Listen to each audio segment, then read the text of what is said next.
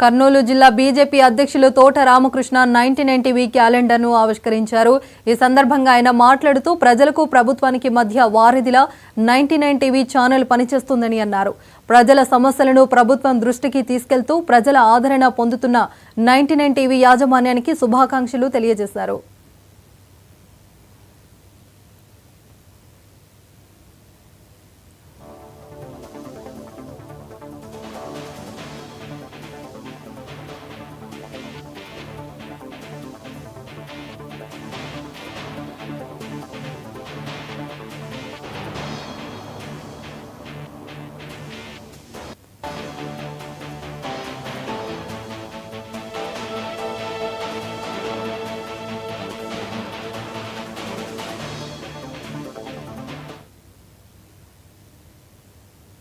ప్రకాశం జిల్లా కొండేపిలో రోడ్డు ప్రమాదం జరిగింది.